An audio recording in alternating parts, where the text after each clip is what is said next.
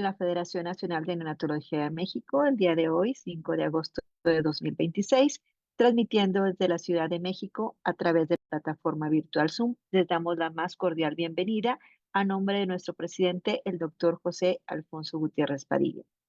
El día de hoy agradezco al doctor Aldo Romualdo Hernández Yáñez coordinar conmigo esta sesión. El doctor Hernández Yáñez es pediatra por el Instituto Nacional de Pediatría, su especialista en neonatología por el Instituto Nacional de Perinatología de México, adscrito a la Unidad de Cuidados Intensivos Neonatales del Hospital de Alta Especialidad de Veracruz y es presidente actual de la Asociación de Neonatología del Estado de Veracruz. Muchísimas gracias por coordinar conmigo esta sesión y adelante, doctor.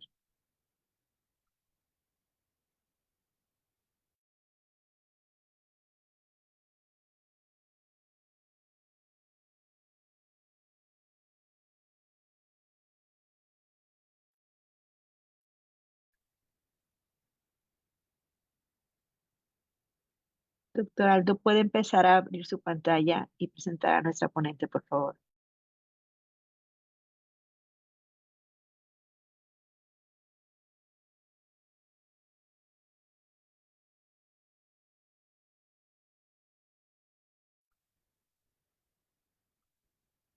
Creo que el doctor tiene fallas técnicas, pero para mí es un gusto y un placer presentar a la doctora Marta Sola Business.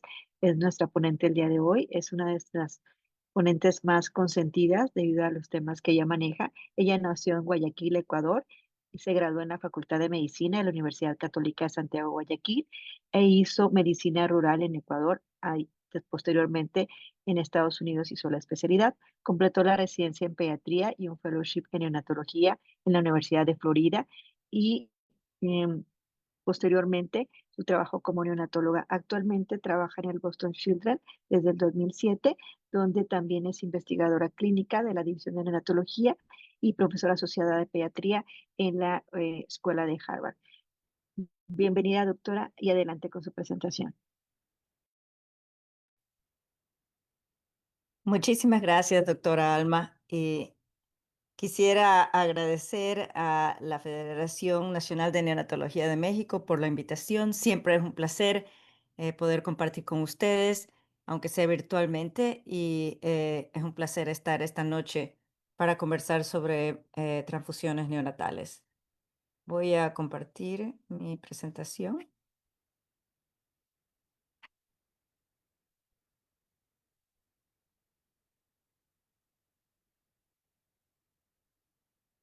Estaba practicando justo antes de empezar. Ok. Doctora Alma, ¿sí la puede ver? ¿Sí Sí, se ve? doctora, se ve muy bien. Perfecto, muchísimas gracias. Ok, voy a minimizar. Perfecto. Como habíamos, como les dije, esta noche vamos a conversar sobre recomendaciones y la evidencia actualizada en transfusiones neonatales. Es un tema bastante amplio porque voy a tratar de cubrir glóbulos rojos y transfusiones de plaquetas, y la mitad de la charla va a ser dedicada a cada una. Vamos a empezar conversando sobre transfusiones de glóbulos rojos en los recién nacidos. Y las transfusiones de glóbulos rojos ha sido una de las intervenciones más importantes desde los inicios de la neonatología, porque desde los primeros pasos de nuestra especialidad nos dimos cuenta de que los bebés más chiquitos no sobrevivían si es que no recibían transfusiones de glóbulos rojos. Y mucho tiempo ha pasado desde entonces, y en los tiempos actuales las unidades de glóbulos rojos están fácilmente disponibles desde los bancos de sangre, y esta es una de las intervenciones más comunes en la medicina neonatal. En este estudio publicado en el 2021, donde examinamos las transfusiones en 6 unidades de cuidados intensivos en los Estados Unidos en los años 2013 a 2016, vimos que el 70% de los recién nacidos con una edad gestacional por debajo de 27 semanas recibían por lo menos una transfusión de glóbulos rojos durante su estadía en la UCIN. Y esta incidencia bajaba progresivamente a medida que la edad gestacional y el peso al nacer aumenta en los bebés, siendo menos y menos frecuente mientras más grande es el bebé. Es decir, que esta población de recién nacidos extremadamente prematuros son los que con más frecuencia reciben las transfusiones. Y ahora cuando nosotros como neonatólogos decidimos que vamos a dar una transfusión a este bebé, por qué lo hacemos? ¿Por qué decidimos que a este bebé la va a beneficiar una transfusión? Lo hacemos porque queremos mejorar la oxigenación tisular y porque sabemos que la hemoglobina es parte de la ecuación junto con el gasto cardíaco y la saturación de oxígeno que determina la disponibilidad de oxígeno a los tejidos de ese recién nacido.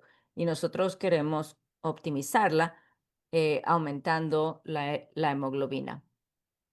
El problema es que no sabemos cuánta hemoglobina es necesaria para asegurar una oxigenación tisular adecuada. 20 gramos por decilitro o 10 gramos por decilitro a lo mejor es suficiente o 7 es suficiente. Y cuando estamos hablando de oxigenación tisular en los adultos, como cualquiera de nosotros, lo único que tenemos que tener en consideración es el funcionamiento normal de los órganos. Pero en los bebés no solamente hay que proporcionar suficiente oxigenación tisular para mantener el funcionamiento, sino también para promover el crecimiento de los órganos. Y el órgano más importante que experimenta el mayor crecimiento en el primer año de edad es el cerebro. Esta gráfica muestra el peso del cerebro en gramos desde el momento en nacer, que es esta línea cero, durante el primer año de vida, cuando crece un 175% y luego en el segundo año de vida y luego bastante poco proporcionalmente hasta la edad adulta. Es decir, el crecimiento del cerebro durante el primer año de vida, sobre todo, es extremadamente rápido, casi se triplica la masa cerebral.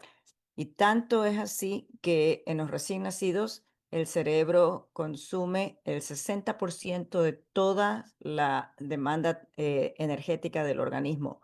El 60% va al cerebro comparado con solamente el 20% en los adultos. Este es el motivo por el cual el desarrollo neurológico es el desenlace más importante que se estudia en todos los ensayos clínicos que han explorado diferentes prácticas transfusionales. Es porque la oxigenación tisular es crítica para promover y permitir este crecimiento del cerebro tan rápido que ocurre durante el primer año de vida. Los primeros estudios que compararon niveles más altos y niveles más bajos de transfusiones de glóbulos rojos se publicaron en los años 2005 y 2006. El primero fue un estudio solo de la Universidad de Iowa que enroló a 100 recién nacidos pretérminos de 500 a 1300 gramos y este fue seguido un año más tarde por la publicación del estudio PINT, que tuvo 450 recién nacidos de menos de 1000 gramos. Ambos compararon niveles más altos y niveles más bajos de hemoglobina para dar transfusiones de glóbulos rojos y ambos publicaron los resultados al momento de darse el alta de la UCIN, es decir, a corto plazo, y luego a largo plazo para ver una vez más el desarrollo neurológico que es tan importante cuando examinamos diferentes niveles transfusionales.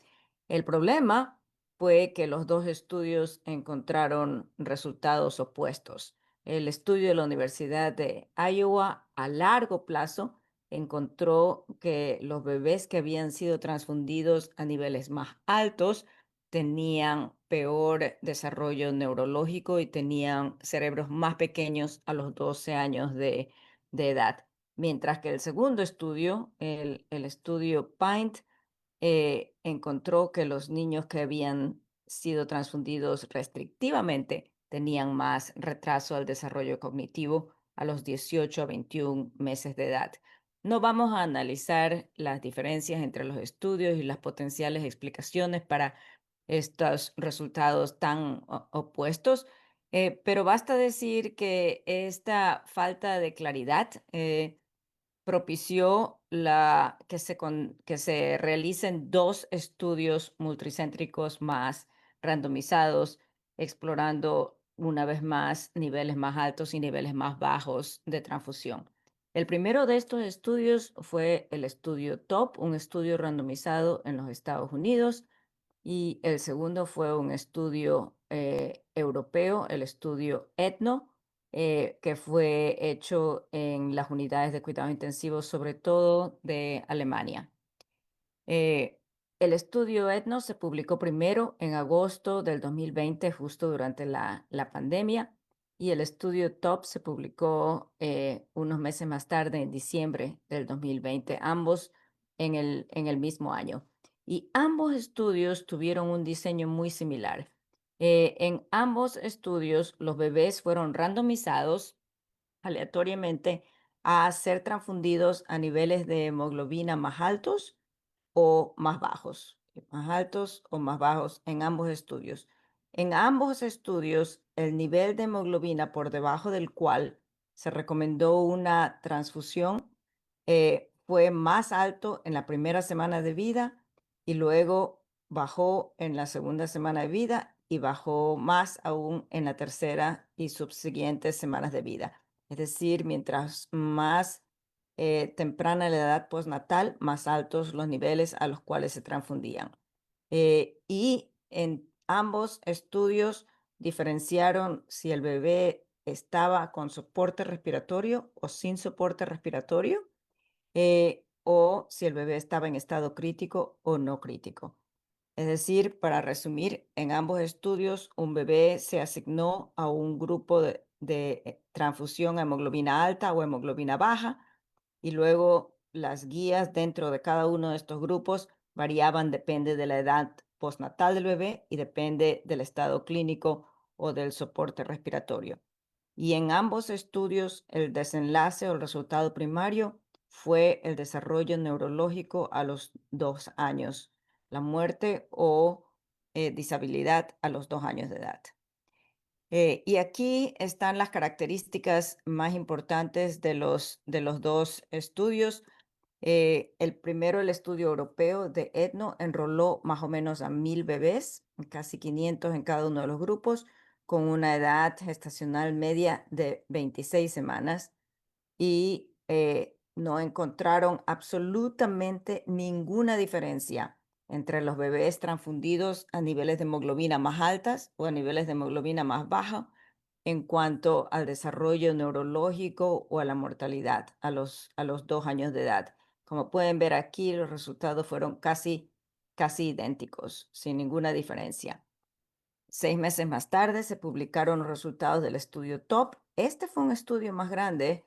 Enrolaron casi 2.000 bebés, más o menos 900 en cada uno de los grupos, también con una edad gestacional media de 26 semanas, es decir, los niños más prematuros, y tampoco encontraron ninguna diferencia. Aquí están los dos grupos, el porcentaje que tuvo una deficiencia neurológica o el desarrollo neurológico a los 2 años de edad o mortalidad, indicando que no existe diferencia en cuanto al desarrollo neurológico a los 2 años de edad en bebés transfundidos a niveles más restrictivos o a niveles más liberales, más altos de hemoglobina. Ambos estudios también publicaron, obviamente, la incidencia de complicaciones normales de la prematurez, enterocolitis necrotizante, que tanto se ha asociado con transfusiones, ductos arteriosos, retinopatía de prematurez, hemorragia intraventricular o displasia broncopulmonar.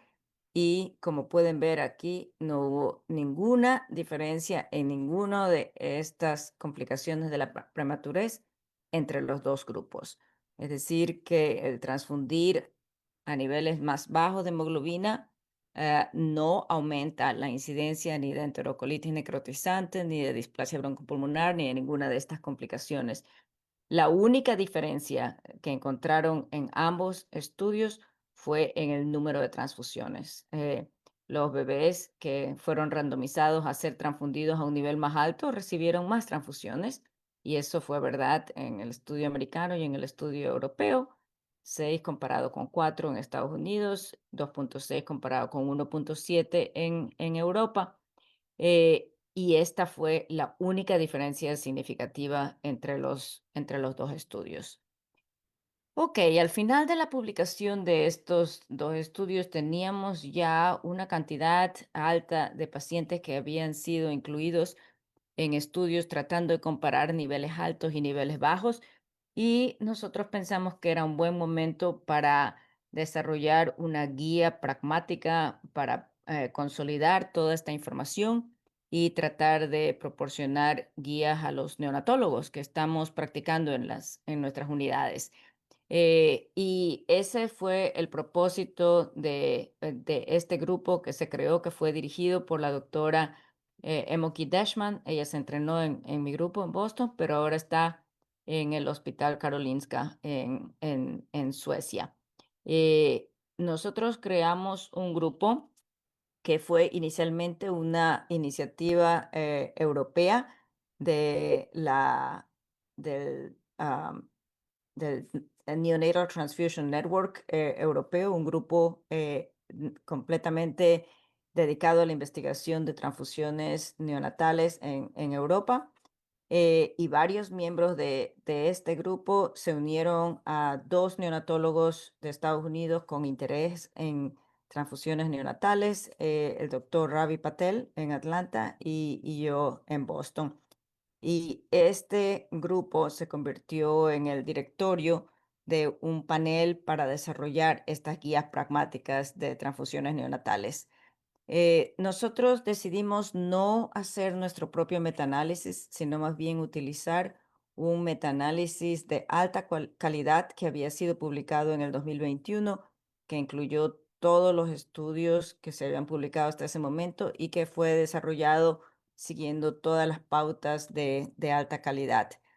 Sin embargo, aunque nosotros utilizamos los resultados del metaanálisis publicado en este estudio, nosotros reexaminamos la calidad de la evidencia y volvimos a calificar la calidad de la evidencia para cada uno de los desenlaces que nos interesaban: sobrevivida, displasia broncopulmonar, hemorragia intraventricular.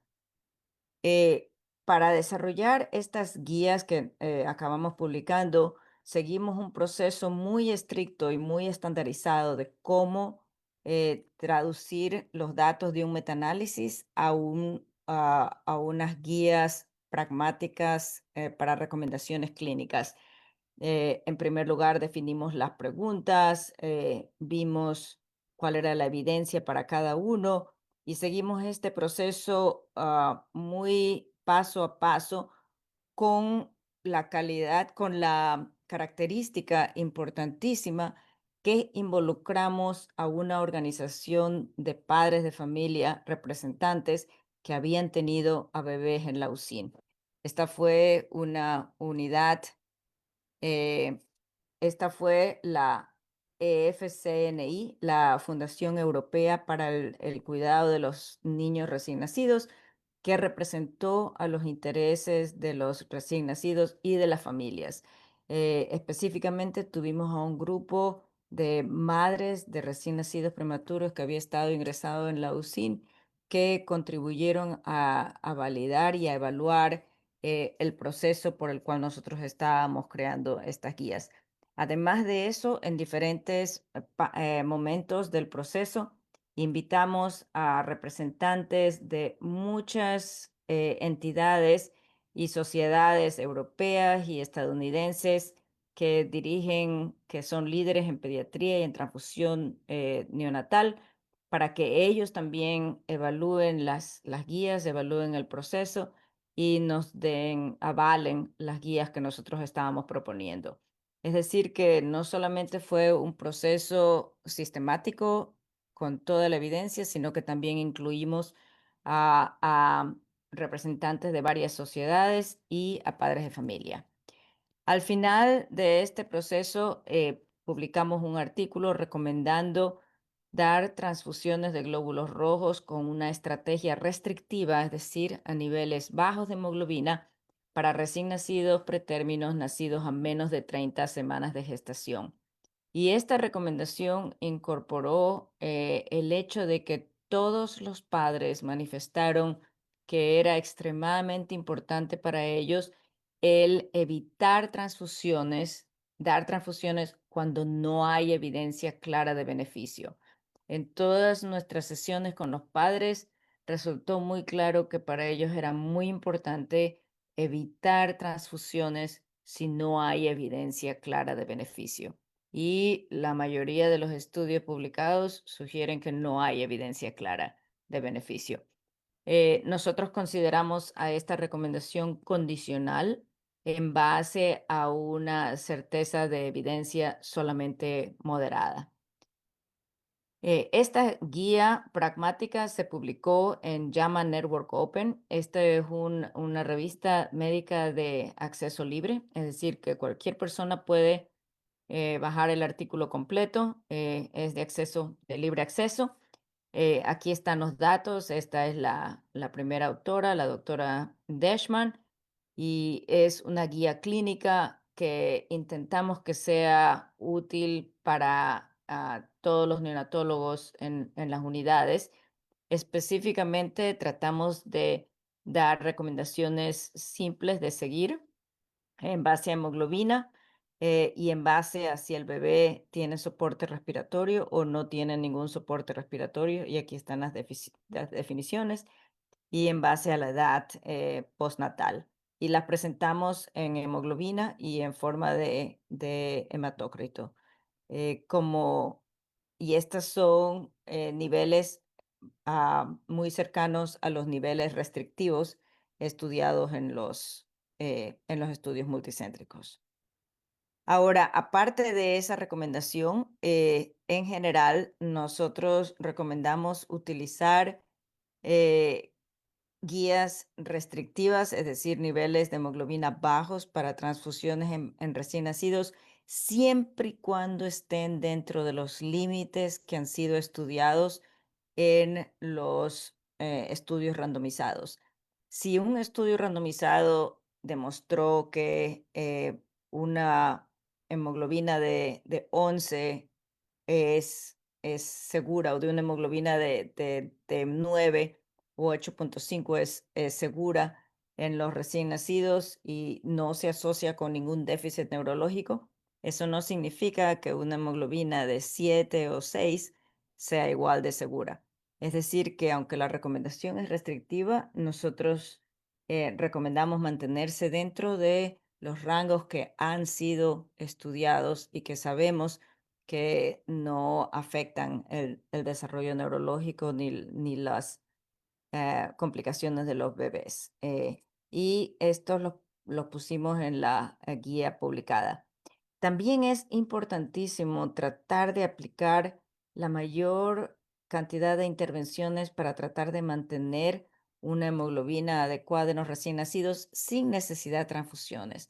Por ejemplo, el retrasar el pinzado del cordón, evitar los exámenes de laboratorio innecesarios, proveer suficiente suplementación de hierro, etcétera. Y la otra cosa muy importante es que ambos estudios, TOP y ETNO, están haciendo seguimiento a la edad escolar de los niños que estuvieron enrolados. Esto es extremadamente importante y estamos esperando que en este año o el próximo se publiquen los resultados a edad escolar, porque la anemia en la etapa neonatal o en la infancia se asocia no tanto con déficits detectables a los 2 años como trastornos motores o parálisis cerebral, sino más bien con problemas cognitivos, conductuales, de comportamiento que se presentan en la edad escolar. Es decir, que no podemos descartar que haya diferencias entre los grupos que no son detectables a los 2 años de edad y que a lo mejor se detectan en la edad escolar. Es decir, esto va a ser importante saber cómo se están desarrollando los niños en estos dos grupos. Y con esto voy a concluir las transfusiones de glóbulos rojos y el resto de la conferencia. Vamos a hablar sobre transfusiones de plaquetas, que es mi área de investigación.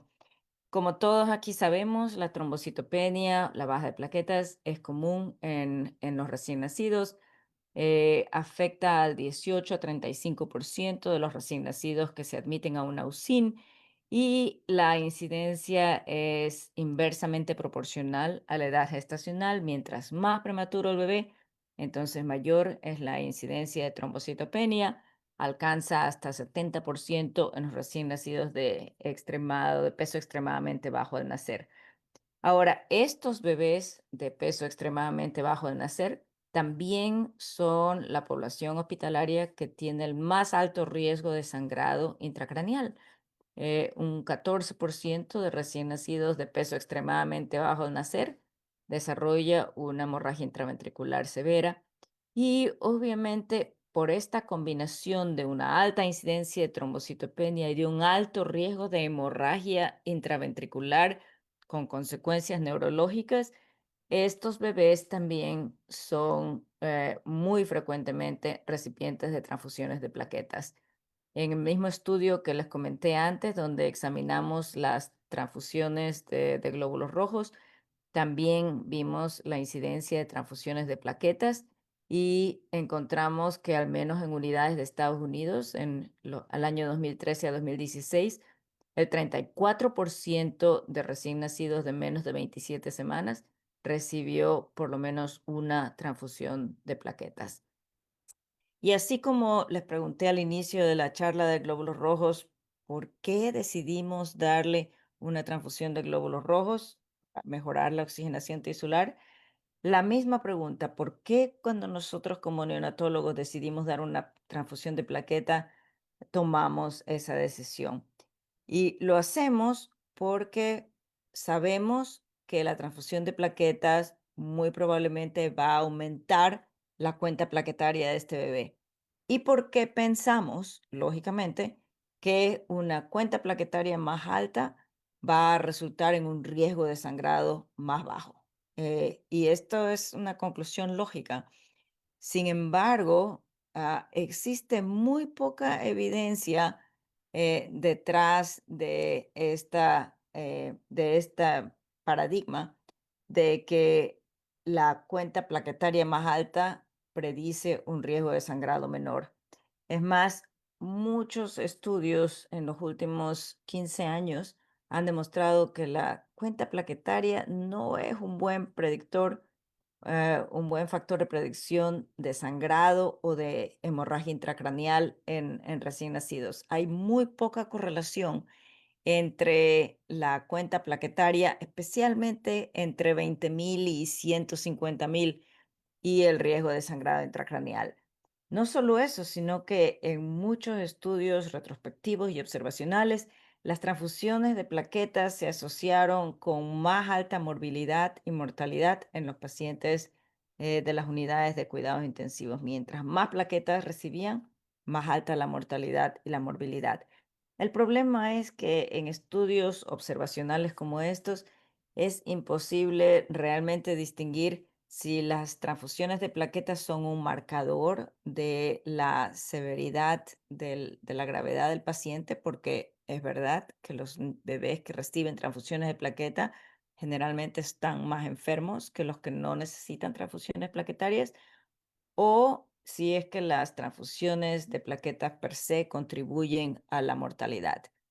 Y este era el estado de la ciencia hasta el año 2019, cuando se publicó este estudio extremadamente importante, el estudio de Planet 2, el, eh, el estudio randomizado de transfusiones plaquetarias más grandes publicado hasta el momento. El estudio de Planet 2 brevemente randomizó a recién nacidos por debajo de 34 semanas de gestación con cuentas plaquetarias por debajo de 50,000 a recibir transfusiones plaquetarias cuando la cuenta plaquetaria está por debajo de 50,000 y este fue el grupo alto, o solamente si es que bajaba por debajo de 25.000. Y este fue el grupo bajo. Y el desenlace primario fue un desenlace compuesto de muerte o sangrado mayor en los 28 días siguientes a la randomización. Estas son las características del estudio. Como pueden ver aquí, se enrolaron 660 bebés, más o menos 330 en cada grupo, con un peso medio al nacer de 740, 720, es decir, pequeños, y una edad gestacional media de 26.7 y 26.6 semanas de gestación. Y estos fueron los resultados que en ese entonces fueron sorprendentes.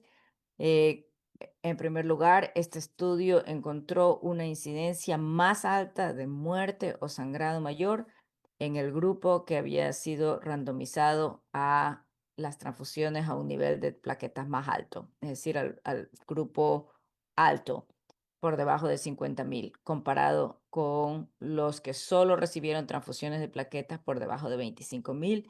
Aquí tienen estas curvas de sobrevivencia. Como pueden ver, la diferencia no se presentó inmediatamente después de que fueron randomizados y recibieron una transfusión, sino que las dos curvas de sobrevivencia empiezan a separarse unos 7 a 10 días después de que ocurrió la transfusión. Y luego empezamos a ver cómo la sobrevida sin sangrado mayor es más baja en los que recibieron transfusiones a niveles más altos comparado con los que recibieron transfusiones a los niveles más bajos. Entre los eh, desenlaces secundarios que estudiaron, también encontraron que la incidencia de muerte o displasia broncopulmonar era más alta en el mismo grupo que se había asignado a transfundirse por debajo de 50.000 comparado con el grupo de menos de 25.000, 69 comparado con 61%. Y pues obviamente esta publicación causó mucha consternación y generó muchas dudas en la comunidad de neonatólogos. Am, el estudio Planet, aunque es un estudio extremadamente importante, sí nos dejó con ciertas preguntas sin contestar. En primer lugar, casi el 40% de los bebés fueron transfundidos antes de ser randomizados. Y no sabemos, no dicen en el estudio, no creo que lo saben, ni por qué, ni a qué cuentas plaquetarias. Entonces la pregunta es, ¿fueron esos los bebés más chiquititos en la primera semana de vida, que es el riesgo de sangrado mayor? Y el estudio también requirió un ultrasonido transfontanelar en el momento de la randomización, hecho en ese momento para excluir hemorragia intraventricular significativa. Una vez más, generando dudas en qué hacer cuando no se tiene este ultrasonido transfontanelar en ese momento. Em, en el año 2023, 2 años más tarde, también este grupo publicó el seguimiento a los 2 años de edad de los bebés que habían estado enrolados en el Planet 2. Y el desenlace primario para este estudio a largo plazo fue un compuesto de muerte o un desenlace desfavorable. Exactamente eso es lo que lo llamaron, o un desenlace desfavorable a los 2 años de edad. Y lo que encontraron fue que los pacientes que habían sido randomizados a transfusiones por debajo de 50.000 tenían una incidencia más alta de muerte o un desenlace desfavorable neurológicamente hablando, comparado con el grupo que había sido randomizado a los 25.000. Una vez más, los que recibieron más transfusiones de plaquetas tuvieron peor desarrollo neurológico y más mortalidad.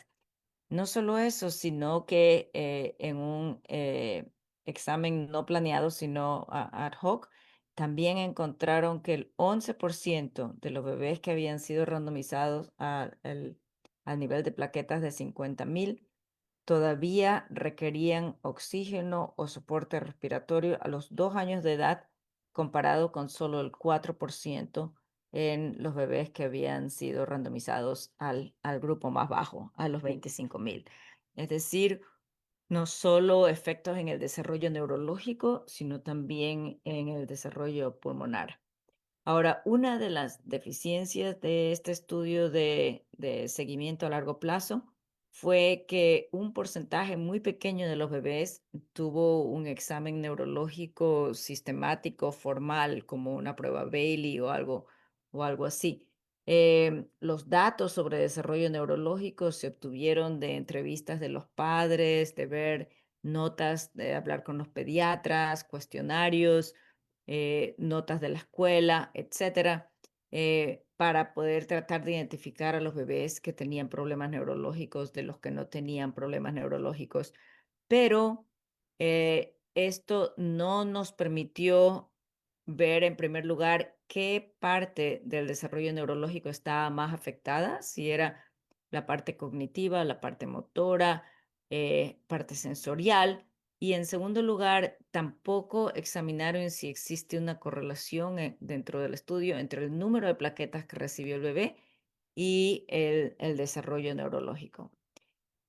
Para nosotros contestar esas preguntas, nuestro grupo hizo un análisis secundario de la información del estudio PINOT, un estudio donde vieron los efectos de la eritropoyetina en altas dosis en el desarrollo neurológico, en el que también tuvieron datos muy cuidadosos y muy completos sobre cada transfusión de plaquetas y donde cada niño tuvo un examen neurológico completo y formal a los 2 años de edad. Entonces, en este grupo que estaba siendo estudiado para una intervención diferente y donde no fueron randomizados para recibir transfusiones de plaquetas a niveles altos y a niveles bajos, pero donde teníamos información sobre cada transfusión de plaqueta y teníamos un examen neurológico completo a los 2 años de edad. En este grupo examinamos si había alguna correlación entre las transfusiones plaquetarias y la muerte eh, o disabilidad neurológica severa. Y lo que vimos fue que los niños que habían recibido una o más transfusiones tenían un riesgo 2.4 veces mayor de tener muerte o disabilidad neurológica a los 2 años de edad, comparado con los que nunca recibieron transfusiones. Y no solo eso, sino que por cada transfusión de plaqueta adicional, nosotros encontramos en este grupo, en este corte, un riesgo de 1.25 más de tener muerte o disabilidad neurológica severa. Como pueden ver aquí, el hecho de recibir cualquier transfusión de plaqueta aumentaba el riesgo, pero luego cada transfusión adicional seguía aumentando el riesgo. Y lo mismo es cierto para el desenlace compuesto de muerte o disabilidad neurológica moderada a severa. Es decir, que el número de transfusiones fue relacionado.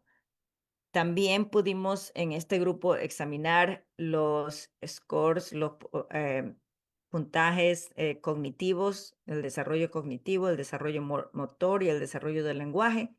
Y lo que vimos fue que los efectos más significativos en los bebés que habían recibido transfusiones de plaquetas fueron en el aspecto motor, es decir, los efectos neurológicos eran principalmente en el desarrollo motor de estos bebés.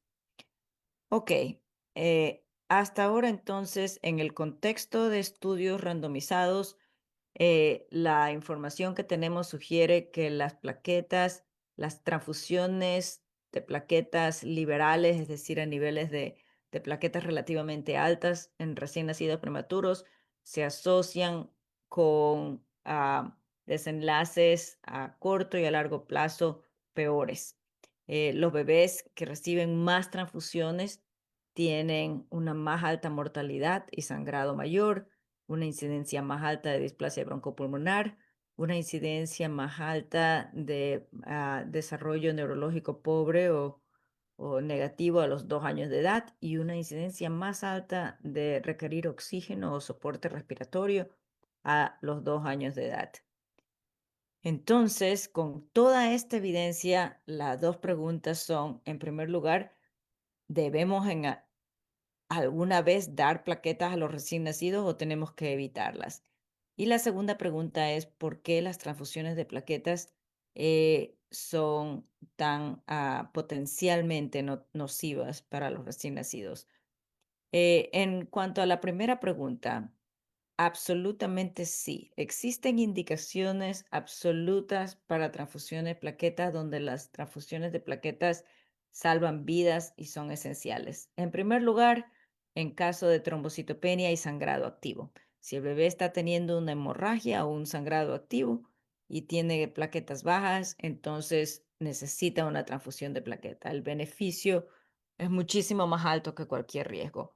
Y en segundo lugar, la trombocitopenia antes de los procedimientos quirúrgicos también es esencial. Hay estudios de adultos que han demostrado claramente que si se tiene una cuenta plaquetaria por debajo de 50.000 para ir a un procedimiento quirúrgico, la incidencia de sangrado clínicamente significativa es mayor. Por lo tanto, nosotros utilizamos 50.000 como el nivel mínimo para ir a cirugía y transfundimos plaquetas si está por debajo de 50.000. Ahora, ¿qué pasa si el bebé tiene una cuenta plaquetaria baja, pero no está sangrando activamente y no va a ir a cirugía? Sabemos que existe una cuenta plaquetaria mínima que se necesita para mantener la integridad vascular y para prevenir la hemorragia espontánea. Sabemos que si la cuenta plaquetaria está por debajo de cierto nivel, existe un riesgo de hemorragia espontánea porque se necesita una cantidad mínima de plaquetas para a todo momento estar evitando el sangrado espontáneo. En los adultos, varios estudios han demostrado cuál es ese nivel. Se sabe que es alrededor de 7.000 plaquetas por microlitro, un poco más alta si es inflamación, y por eso es que los adultos se transfunden por debajo de 10.000. Ese es el nivel estandarizado en adultos. En los recién nacidos no se sabe cuál es el nivel por debajo del cual aumenta el riesgo de sangrado espontáneo, pero existen datos en ratones y en estudios clínicos que sugieren que es más alta, el nivel es más alto que en adultos y hay ciertos datos que sugieren que puede ser alrededor de 20.000 o 25.000. Es decir, que por debajo de ese nivel, probablemente 20.000 o 25.000, el riesgo de sangrado espontáneo aumenta tanto que justifica el riesgo de la transfusión. La otra pregunta es, ¿por qué? ¿Por qué las transfusiones de plaquetas causan problemas para los recién nacidos? Y muy, muy brevemente para terminar la charla, en la última década ha quedado muy claro que las plaquetas no solamente son células hemostáticas, sino que también participan activamente en la regulación del tono vascular, del crecimiento vascular, son muy importantes en la biología de tumores, pero más que nada interactúan con células inmunes, neutrófilos, monocitos, leucocitos y generan una gran cantidad de citoquinas y quimoquinas y a través de estos dos efectos regulan la inflamación y las funciones inmunológicas. Tanto es así que en la comunidad científica actualmente se acepta que las plaquetas no solamente son células hemostáticas, sino que también son células inmunes, o por lo menos que viven en la interfase entre hemostasis e inmunidad. Por tanto, cada vez que transfundimos plaquetas a un bebé, debemos pensar que estamos transfundiendo una célula con alta capacidad inmunológica y potencialmente proinflamatoria. El segundo concepto que debemos recordar es que las plaquetas de adultos son diferentes de las plaquetas de recién nacidos y solo transfundimos plaquetas de adultos. Se ven exactamente igual bajo el microscopio, pero hay muchísimas diferencias en cuanto a receptores y las señales intracelulares. El contenido de proteínas es diferente, eso lo demostramos hace 2 años. El contenido de proteínas es diferente y las plaquetas de adultos están enriquecidas con proteínas específicamente relacionadas con respuestas inmunológicas y respuestas inflamatorias. Es decir, las plaquetas son células inmunes, pero las plaquetas de adultos tienen más propiedades inflamatorias e inmunológicas que las plaquetas de recién nacidos. Nosotros recién publicamos un estudio donde examinamos a recién nacidos trombocitopénicos en la UCIN que recibieron una transfusión de plaqueta y cogimos plasma 1 hora antes y 2 o 4 horas después de la transfusión para examinar un panel de citoquinas inflamatorias para ver si es que en realidad en recién nacidos en nuestra unidad las transfusiones de plaquetas se asociaban con alguna respuesta inflamatoria. Y aquí tienen los resultados. Esto fue 2 horas después de la transfusión y esto fue 4 horas después de la transfusión. Estas fueron todas las citoquinas que examinamos y las que están en azul oscuro fueron las que vimos cambios significativos entre antes y después de la transfusión. Lo más importante a las 2 horas fueron el PDGF, que es el factor de crecimiento de plaquetario, factor de crecimiento plaquetario. Es un factor de crecimiento que está en las plaquetas y que se ha involucrado con la patogénesis del asma. Y a las 4 horas encontramos que esta quemoquina, esta citoquina Rantes, estaba 6 veces más alta, 6 veces más alta que antes de la transfusión. Esta es una quemoquina muy potente que aumenta la activación y la acumulación de monocitos y de neutrófilos en los tejidos con inflamación. Y esto se ha demostrado en modelos de encefalitis, endotoxemia, sepsis y también daño pulmonar. Es decir, es una quemoquina muy potente que aumenta la migración de las células inflamatorias a los tejidos con algún tipo de inflamación. Ok, sé que esto he cubierto muchísimo material. Estas son las perlas de toda la charla. Esto es lo único que realmente es importante que se lleven a la casa o que se lleven a la unidad cuando vayan a ordenar transfusiones. Recuerden que las plaquetas son células hemostáticas y también son células inmunes.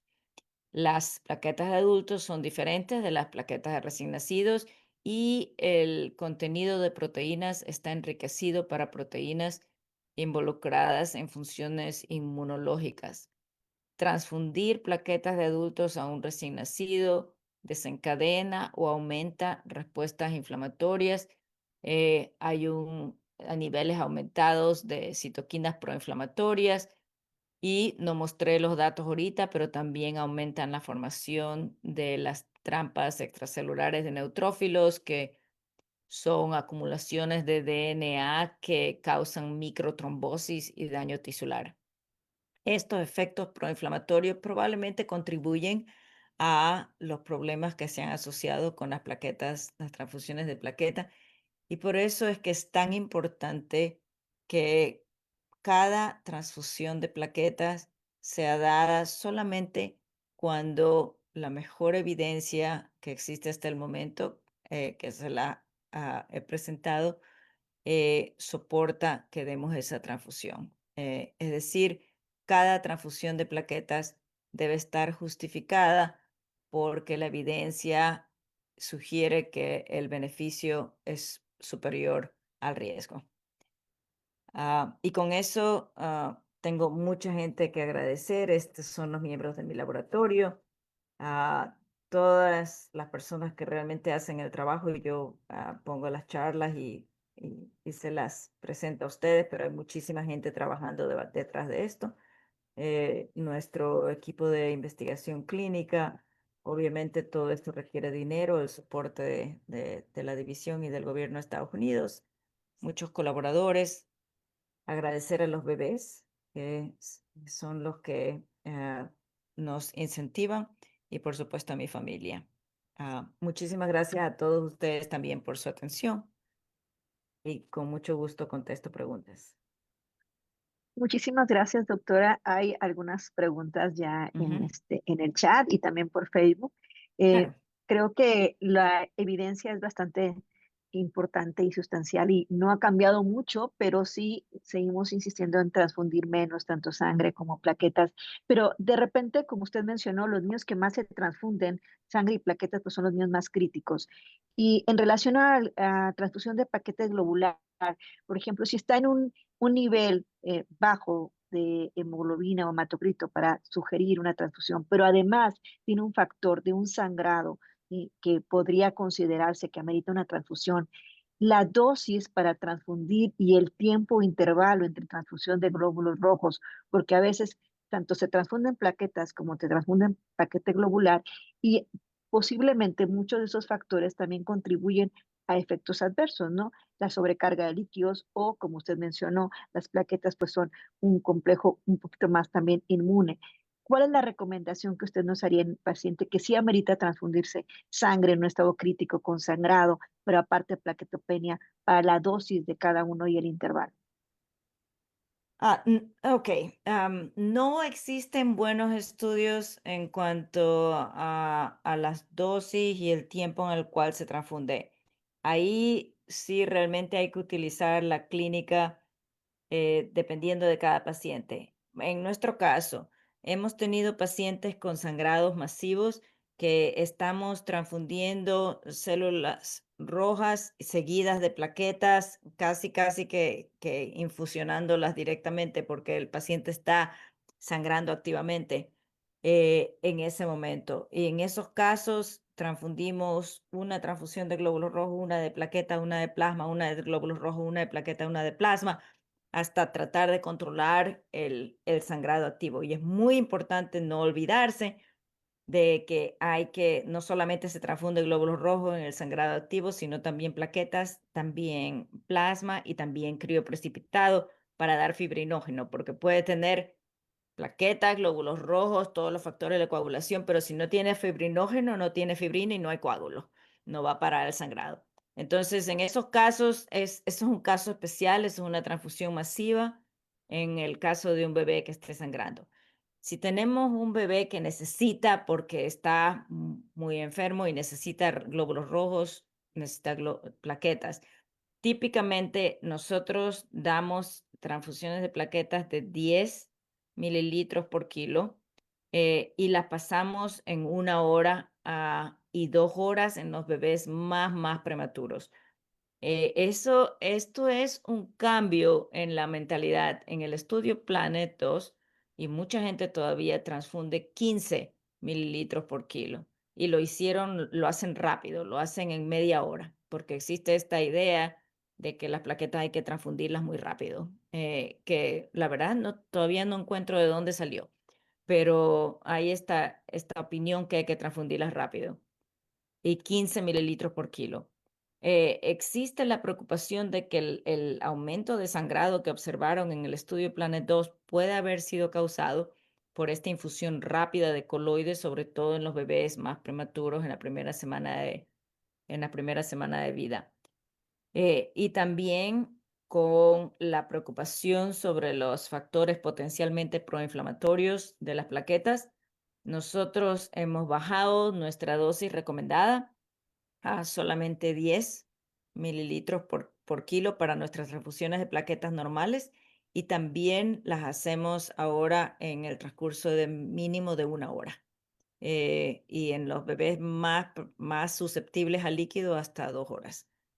En cuanto a las transfusiones de glóbulos rojos, no existe estudios que hayan comparado los niveles. El estudio europeo ETNO transfundió 20 mililitros por kilo en sus bebés y en el estudio TOP fue 15 mililitros por kilo. Nosotros generalmente damos 15 mililitros por kilo en 4 horas. Entonces, nuestras prácticas transfusionales en el Boston Children's son para glóbulos rojos 15 mililitros por kilo en 4 horas y para plaquetas 10 mililitros por kilo en las pasamos en 1 a 2 horas.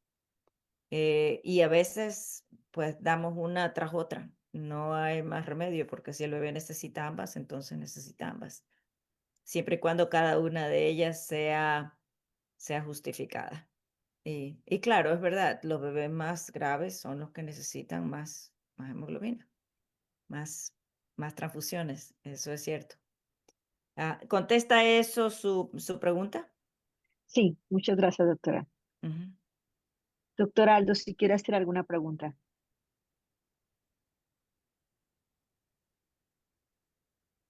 Sí, nada más ahí para complementar un poquito tu pregunta, doctora Alma.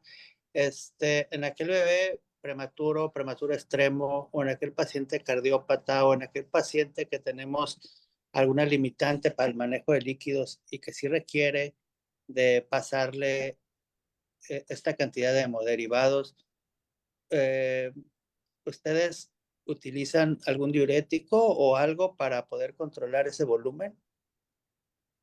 Sí, nosotros no utilizamos los diuréticos automáticamente, no son parte obligatoria de las transfusiones, no las damos después de cada transfusión, pero usamos diuréticos mucho en niños que son sensibles al volumen y que necesitan las transfusiones.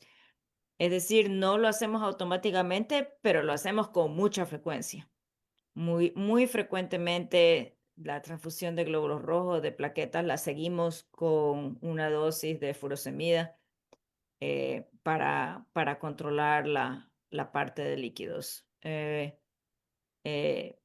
en los niños cardiópatas, sobre todo con cardiopatías, con ah, falla, falla cardíaca o cianosis, seguro usamos muchísimos los diuréticos para tratar de controlar el volumen y mantenemos la hemoglobina a un nivel más alto. Todas estas recomendaciones que les di, esto es bebés prematuros, menos de 30 semanas, sin enfermedad cardíaca, no tienen falla, del gasto cardíaco, ni son cianóticos tampoco. Eso es una categoría aparte. Si alguien está interesado, podemos compartir las guías que nosotros utilizamos en el Children's, que no son basadas en tanta evidencia porque no existen estudios randomizados para estas poblaciones, sino más bien en experiencia, en lógica y en patofisiología. Nosotros tenemos guías, pero no son así basadas en la evidencia ni han seguido un sistema tan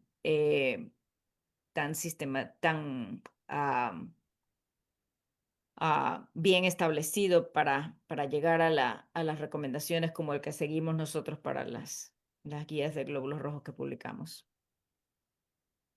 Doctora, hay muchas preguntas en el chat sobre la transfusión de glóbulos rojos en relación a poder dividirlas en más de una transfusión, Sí. ¿sí? En lugar de dosis. Y también hay algunas escuelas que recomiendan transfundir por hematocrito corregido, que a veces el volumen de transfusión es muy grande. Entonces, esto en un paciente que no está con un riesgo inminente de sangrado, digamos que tiene un nivel bajo de hemoglobina, ¿sí?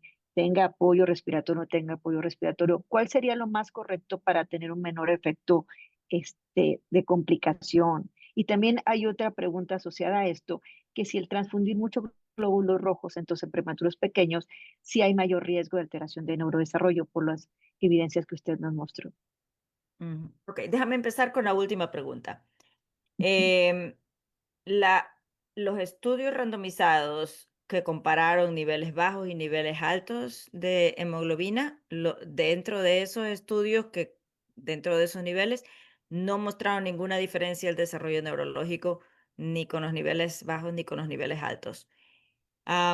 El primer estudio que no describí mucho, el estudio de la Universidad de Iowa, utilizó niveles muy, muy, muy altos, realmente muy altos. Mantuvo a los bebés con soporte respiratorio con un hematócrito de 40 durante casi toda la hospitalización. Esos niños tuvieron peor desarrollo neurológico. Eh, entonces, yo la evidencia sugiere que mantener a los hematócritos muy, muy altos y dar muchísimas transfusiones podría ser perjudicial. Y sobre todo, eso lo vieron en las niñas, en los recién nacidos de sexo femenino que tuvieron los mayores efectos secundarios a estas transfusiones, más que en los varones. Pero eh, s- entonces, eso no se recomienda. Dentro de los estudios randomizados, los niveles bajos y los niveles bajos, no hubo diferencia, no hubo ninguna diferencia. El único motivo por el que nosotros realmente recomendamos el nivel más bajo es porque todos los padres de familia expresaron su deseo de evitar transfusiones que no tienen evidencia de beneficio. Y eso es lo que estamos haciendo. Si transfundimos a niveles más altos dentro de los niveles estudiados, no hay evidencia de beneficio. Eso en cuanto a la pregunta sobre afectar el desarrollo neurológico por dar transfusiones a niveles muy altos. Nosotros sí utilizamos también con bastante frecuencia el dividir las transfusiones. Damos 10 mililitros por kilo en 4 horas y, y luego esperamos 4 u 8 horas. Esperamos 4 u 8 horas y volvemos a dar 10 mililitros por kilo de la misma unidad de base. Esa es una estrategia muy válida para no dar mucho volumen, pero subir el hematócrito significativamente. El hacerlo en alícuotas y eso lo hacemos con mucha frecuencia, sobre todo en los niños más chiquititos, sobre todo en los más chiquitos. 10 mililitros por kilo, dejamos pasar 8 horas, otros 10 mililitros por kilo, y ambas las hacemos despacio en un transcurso de 4 horas. También le pedimos al banco de sangre que reserve unidades para un bebé. Eso lo hacen aquí frecuentemente, donde el bebé se puede transfundir con el mismo donante, la misma unidad. Ah, en el banco de sangre puede durar 30 días hasta 42 días y se pueden sacar alicuotas para el bebé. Pero 10 y 10 es algo que hacemos con muchísima frecuencia. Nosotros no utilizamos hematócrito corregido como estrategia transfusional. Eh, no creo que se utilice en muchos lugares, ni tampoco reemplazamos la sangre que se ha quitado al bebé, sino que simplemente vamos por el estado clínico del bebé, el nivel de soporte, el gasto cardíaco y, y la hemoglobina en ese momento. Gracias. Doctor Aldo, ¿quiere hacer Vale. alguna pregunta? Claro. Sí, Alma, por aquí hay una pregunta en Facebook que dice, ¿cuántas unidades plaquetarias podemos transfundir antes de tomar controles de laboratorio? ¿Y con qué frecuencia podemos transfundirlas para no aumentar la respuesta inflamatoria? Esa, si lo estoy entendiendo bien, esa es una pregunta importantísima. Yo creo que existe una práctica común en México y en algunos países sudamericanos de ordenar transfusiones plaquetarias cada 12 horas o cada 8 horas, que se den 3 o que se den 5 antes de volver a tomar controles. Lo he escuchado en algunas conferencias, lo he conversado con la doctora Vicky Lima. Hicimos una encuesta que ya recibimos los resultados en varios lugares de México y esta es una práctica que existe de ordenar transfusiones con cierta frecuencia por un número X de transfusiones, 3 a 5, antes de volver a chequear. Esta no es una práctica que está basada en la evidencia. No existe ningún estudio que haya publicado los beneficios de esta práctica o libro. Em, yo creo que antes de saber lo que sabemos ahora sobre las plaquetas, quizás era posible justificar hacer este tipo de cosas para subir las cuentas plaquetarias, pero actualmente con la evidencia de los riesgos de cada transfusión plaquetaria, Yo creo que esta es una práctica que debe descontinuarse completamente. Cada transfusión tiene que ser basada en una cuenta plaquetaria y en una consideración clínica en ese momento del estado del paciente. Hay sangrado, hay cirugía, está postquirúrgico o la cuenta plaquetaria está a un nivel donde pensamos que el beneficio supera los riesgos de la transfusión, porque cada transfusión tiene un riesgo que nosotros objetivamente tenemos que balancear contra los beneficios y demostrar que hay un beneficio posible en ese momento. Entonces, a todos los que estén escuchando, yo sé que existen prácticas que se transmiten, pasan, se enseñan y se diseminan, pero esta es una práctica que creo yo la evidencia está realmente ah, no está en soporte. Y después de una transfusión de plaquetas en un paciente que no está críticamente sangrando, ¿cuánto tiempo podríamos esperar para tener un resultado fidedigno de la cifra de plaquetas? Eh, si lo que quieren ver es el incremento de plaquetas, si necesitan saber cuál es el incremento para ver si el paciente está respondiendo a las transfusiones, entonces 1 hora a 2 horas es el momento adecuado para hacerlo. 1 hora o 2 horas después de la transfusión se puede ver exactamente cuál es el incremento. Nosotros generalmente no hacemos controles después de 1 hora a 2 horas, sino que depende del estado del paciente. Si es un bebé con un, ah, hace una semana, hace 2 semanas, yo admití a una bebé con una cuenta plaquetaria de 25,000 o 26,000, eh, que no la habíamos transfundido, no estaba sangrando. Se hizo un sangrado, un ultrasonido intracraneal porque era recién nacida, tenía pocas horas de nacida y tenía una hemorragia muy, muy grande parenquimatosa, probablemente por la trombocitopenia. Obviamente transfundimos plaquetas y ahí sí estábamos chequeando 8 horas más tarde, porque tiene un sangrado intracranial severo, sospechamos eh, trombocitopenia aloinmune neonatal. Entonces, en este caso, con un sangrado intracraneal severo, pues en 6 a 8 horas volvemos a chequear. Si tiene un bebé con sangrado significativo, enterocolitis necrotizante, 6 a 8 horas. Pero muchas veces esperamos 12 a 24 horas antes de volver a chequear la cuenta plaquetaria. Todo depende de la circunstancia clínica, honestamente. Lo que sí hacemos es no ordenamos otra transfusión hasta no haber visto la nueva cuenta plaquetaria. Muchas gracias. Pues Ujú. hay muchas preguntas en el chat, muchas relacionadas a las que ya contestó sobre la evidencia de transfundir tanto plaquetas como sangre. Ya nos aclaró bastante bien esa, pues a lo mejor el hacerlo de manera inadecuada no va a estar en evidencia esas transfusiones que también ya lo comentaron en el chat. Pues muchísimas gracias, doctora. La verdad es que hemos aprendido, como siempre, mucho de sus pláticas y ponencias y siempre es bueno volver a actualizarnos en este tema tan relevante y llevarlo a la práctica clínica de la manera más correcta. Muchísimas gracias, doctor Hernández, por acompañarnos en la coordinación y mil gracias, doctora Sola. Los dejamos con una encuesta y también la promoción para el Congreso Neoforum de Ciudad de México.